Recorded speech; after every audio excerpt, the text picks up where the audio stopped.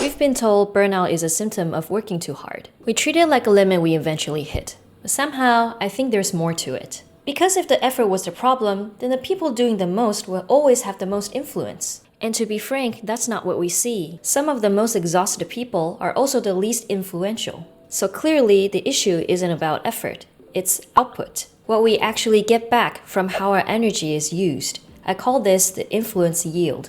In this video, we're going to dive into how burnouts and boundary failures are connected to our influence yield.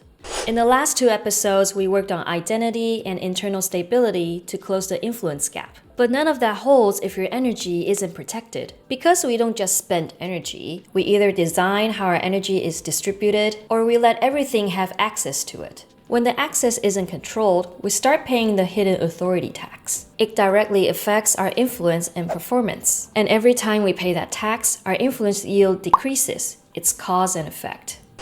I used to be that person.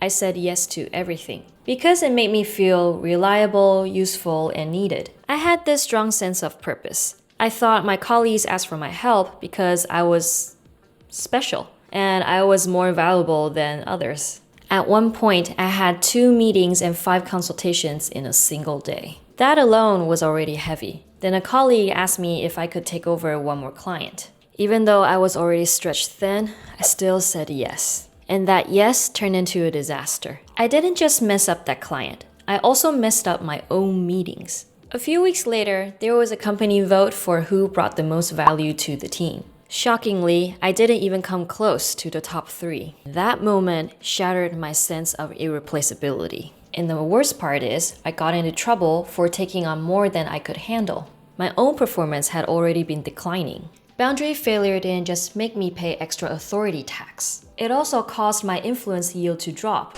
A boundary isn't just an emotional concept. It's the line we draw to protect our rights and our sanity. It defines who and what gets access to our energy. When that isn't clear, everything becomes a negotiation. Small yeses, loose expectations, it's just a one-time thing. And that's where the leak starts. Over time, the patterns become predictable. The sad thing is, we end up doing more out of fear of disappointing those we once helped. And ironically, the more energy we give away without protecting our own work, the less influence we actually produce. We seem active everywhere, but effective nowhere. Boundary failures don't just add work. It splits our attention and roles until we're overloaded with things that don't even belong to us.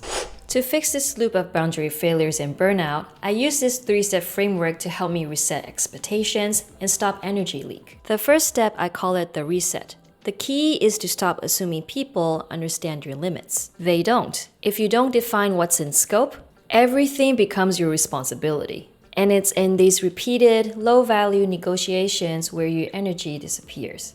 And the second step is the logic of no. Stop focusing on the benefit of saying yes. Start focusing on the cost, because every yes has a trade-off. And if it weakens what actually matters, it's not a real yes, it's a tax. And the last step of the framework is your energy protection by design. The key is to not wait for burnouts to force boundaries. Decide them in advance. Create non-negotiable blocks where access is not open for negotiation. This is not just self-care. This is influence yield protection.